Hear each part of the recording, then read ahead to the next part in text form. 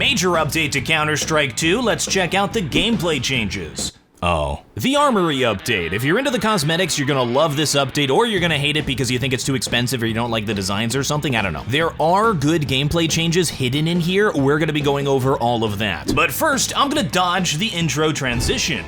The Armory update provides the template for how Counter-Strike 2 is going to be doing monetization with a new take on the Battle Pass and in-game store. I would have liked to have gotten actual gameplay content before new ways to spend money. But the Armory is not a temporary thing. This is going to be the in-game shop for most likely the lifespan of Counter-Strike 2. The only thing that's going to change are what you can get from it. It's a mirror of the Arms Deal update that advertised over 100 unique weapon finishes. Now it's over 100 new items, including gun buddies from Valorant. They're charms that you can place on your weapon wherever you want, like stickers. And I was admiring the sausage on my gun. You see it? Look at my little sausage, man. I mean,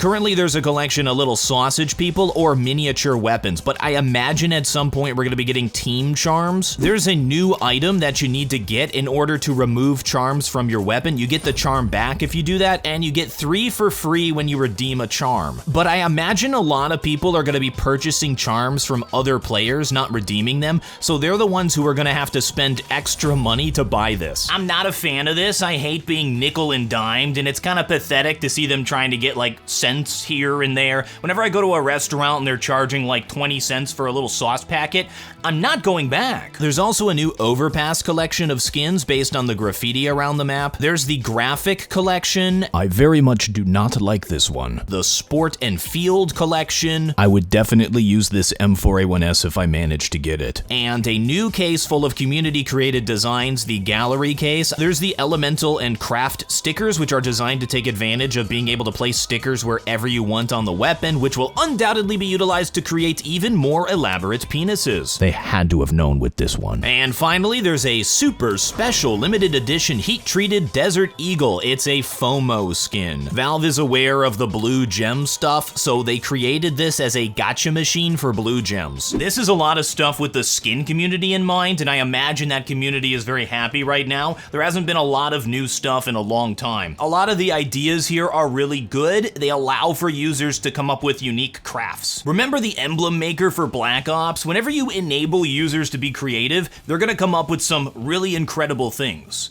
Some incredibly stupid things, but that's fun. Every other modern live service seems to be allergic to having fun. I'm a little bit late with this video, just a little bit. You don't have to write that in the comments, I'm aware, but nobody has said anything until TheWarOwl has said it, so I'm posting it anyway. We have the new Armory Pass. Don't call it a Battle Pass, it's a Battle Pass. Well, it's a new take on the Battle Pass, and I think it's gonna make a ridiculous amount of money. The Armory Pass costs $16, and you can buy as many as you like, so you can buy an infinite number of Armory passes, but you can only have 5 active at the same time, which amounts to $80. $16, when you think about it, is a lot, especially with how expensive everything is right now. Spending ridiculous amounts of money on cosmetics in a video game has absolutely exploded over the years to where people are paying $40 for this crap for Overwatch 2. When the first Overwatch, the whole game cost $40. As you play the game and earn experience, it levels up like a battle pass and gives you a new in-game currency called credits. You can then spend your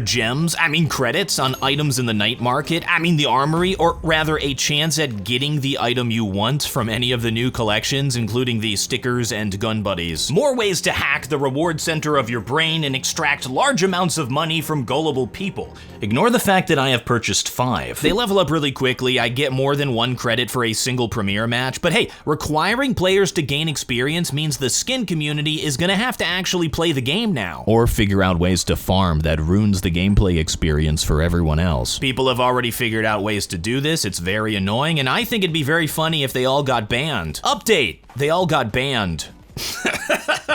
The footage is from people taking over public servers to farm. This is probably going to continue, unfortunately. In my opinion, if you create mechanics where it makes sense to use bots to farm, that's a problem with the game design. There was an exploit that used external assistance to very quickly farm credits. That's the one people got banned for, and it was only a 1-year trade ban. I think the Armory is a replacement for Operations. I liked Operations better. I think most people will agree with me on this one. It was like a community event where everyone experienced the new content together. What I think would be a huge win is if they introduced new content comparable to an operation, but available to all players for free, and then kept the Armory as like a separate optional thing. It is always better, in my opinion, to not have gameplay elements behind a paywall. And let's be honest, an operation was gameplay elements behind a paywall. I also think that this update would have been more positively received if they introduced at least one piece of new gameplay content at the same time. We all know they're working on a train rework, right? This is common knowledge, I'm not spoiling anything. If they had released Train at the same time as this update,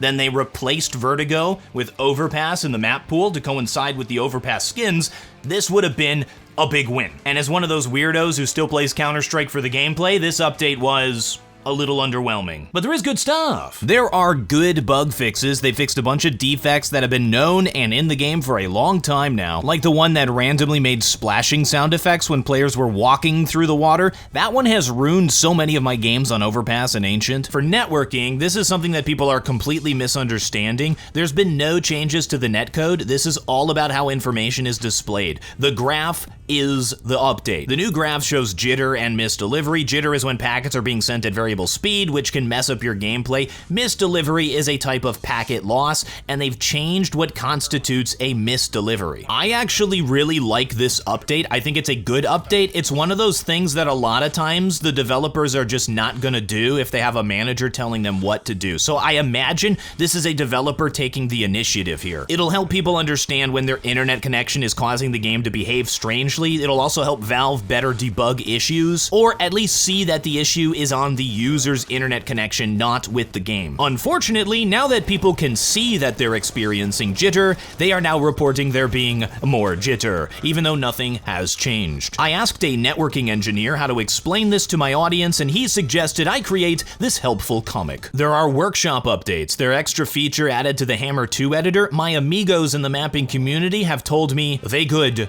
but they broke stuff. Italy has been added to competitive, so if you want to sit in a queue for Italy for 20 minutes, you can do that now. Now, I've been snarky this whole video, but for me, the most important part of this update is the animation changes. These are so good, and I think this is why the game feels so much better to play. It's more responsive, because you have a better idea of how the enemy is moving. Basically, no more dangly legs popping all over the place. The model is more static like it was in Global Offensive, and this is for all animations: crouching, walking, running, going up ladders, jumping up onto stuff, falling off of stuff. When you see an enemy in a game like Counter-Strike, the player needs to have an idea of how that enemy is moving, how fast, what direction, and what the model is gonna look like in the next half a second. I think this update goes a long way to better improving the readability of the game, which is why I think shooting feels better, deagling feels better, one-taps, opping, it all feels better right now. So was it the animation changes, or did they change something else and just didn't tell us? Now, along with everything we've talked about, there's suspicions of hidden updates that just aren't in the patch notes. No.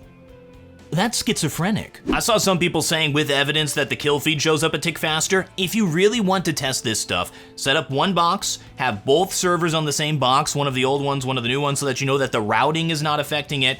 Get another player in there and practice it against another player and make sure it's reproducible. Do it like 10 times, do it 20 times, do it 100 times. If you do a test for Counter-Strike 2, do not do it on a local server. Those behave differently, and they're responsible for a lot of the clips we've seen of weird delays when killing. Also, do not test it by shooting bots. Shooting bots is very different than shooting another player. Test it against another player. If you put a frog in a pot of boiling water, you're probably a psychopath, but the frog will jump out right away and not get burned. If you put a frog in a pot of cold water and slowly heat it up over time, the frog won't notice, and it dies. Counter-Strike 2 feels like the inverse of this. We're a frog that's been thrown into a pot of boiling water that's slowly cooling down over time, and we don't notice it, so we think we're boiling alive, but everything is fine. In the PC Gamer interview last year, Valve stated that for the first year of development, they're gonna be working on the base gameplay, not adding any new content. Well, the year's up. The game feels a lot better than it did last year. Not perfect yet, but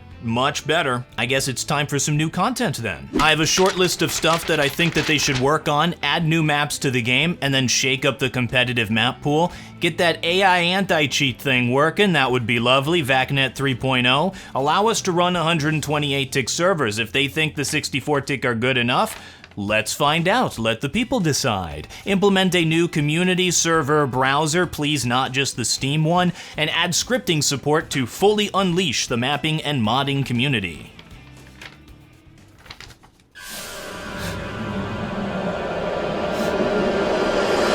I don't have any loyalty to Counter-Strike. It's a video game. We can go play Valorant or Rainbow Six Siege or whatever we want to. I just think Counter-Strike is the best game. I will let you know when it's time to abandon ship. I'll get a lifeboat ready for you, we'll have snacks on there, we'll have a great time. Now is not that time. Counter-Strike 2 continues to get better and better, slowly, but I would rather they take their time and ensure that this is a great game 10 years from now, rather than let it turn into the pile of spaghetti that was Global Offensive. What worries me is that if you read social media or follow Counter-Strike influencers, it would seem that I am the only person with that point of view. But then I remember that I'm right, and it doesn't bother me anymore. Thank you folks very much for watching. I am TheWarOwl, and I still have no closer.